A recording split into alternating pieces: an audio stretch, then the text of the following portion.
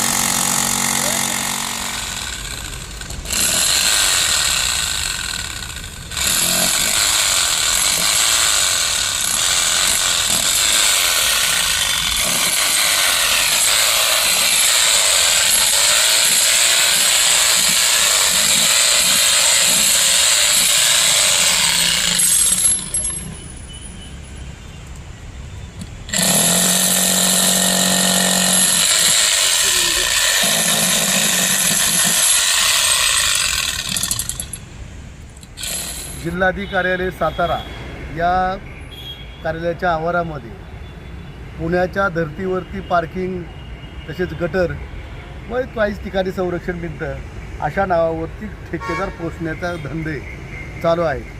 एकंदरीत आत्ता आपण पाहिलं असेल की इथं जे आपण गटर काढलेलं आहे, हे गटर काढत असताना इथं गटराची लेवल कुठं आणि इथं केलेलं जे काही BBM आहे त्याची लेवल कुठं, हे अत्यंत चुकीच्या पद्धतीचं काम सुरू आहे. म्हणजेच ते काय म्हणतात ना, कुऱ्हाडीच्या गोत्यास काळ अशा प्रकारचं काम सुरू झालेलं आहे. एकंदरच कामाची जर लेवल पाहिली तर जिथं जुनी कलेक्टर ऑफिसची इमारत आहे आणि याच्यामध्ये साधारणपणे 5 इंचाचा भर इथं वाढवलेला आहे. याच्यावरती पुन्हा सिल्कोट होणार आहे आणि सिल्कोट कार्पेट झाल्यानंतर सिल्कोट करणार आहे ती, आणि त्यानंतरसुद्धा आणखीन 1.5 इंचाने वाढणार आहे. म्हणजेच कारण नसताना ती जुन्या इमारतीकडे पाणी चालू काढलेलं आहे. तसेच आता ही गटर जी बनवलं होतं ते गटर अत्यंत चुकीच्या पद्धतीनं गटर बनलं होतं. जे BBM आणि कार्पेट आहे त्याच्या लेवलनं ते गटर पाहिजे होतं, जेणेकरून वाहनांची रहदारी होणं गरजेचं आहे.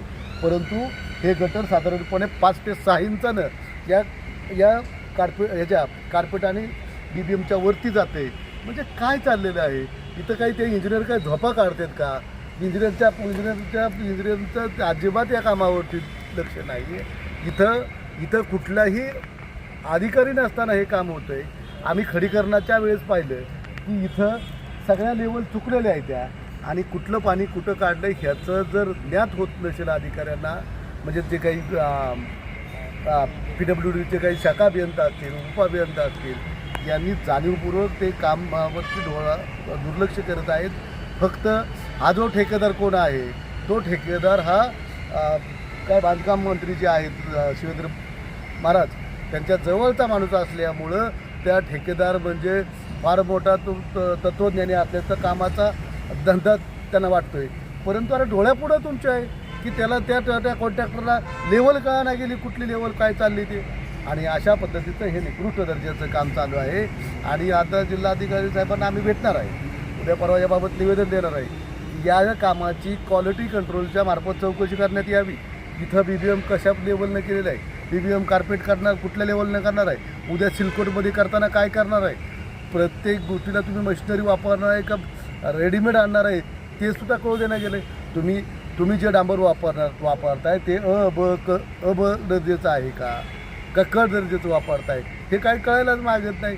अत्यंत निकृष्ट दर्जाचं जसं गटराचं काम होत आहे तसे सिल्कोटचं काम होत नाही. त्याच पद्धतीनं आता हे जे आपण पाहिलं रात्री फोडलं ते चुकीच्या पद्धतीने अंधारात फोडलं, कामच चुकीचं झालं होतं. आणि हे जे याचा जी लेवल आहे याच्यावरती 1.5 इंच आणखीन 1.5 इंच याच्यावरती भरही होणार आहे.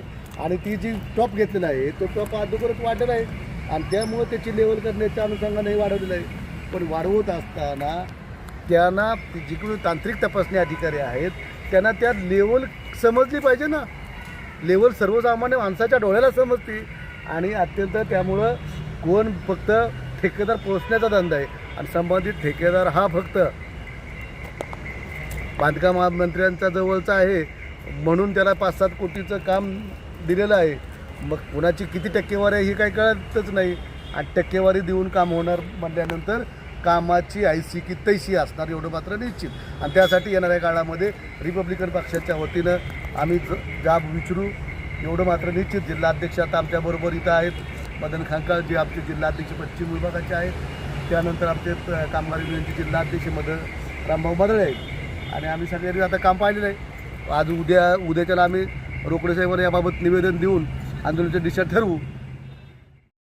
समाजात घडणाऱ्या घटना पाहण्यासाठी निर्भीड निष्पक्ष चॅनल म्हणजे संपादक संजय कारंडे यांचं Ajinkyatara news channel. Ajinkyatara news चॅनलला लाईक करा, शेअर करा, सबस्क्राईब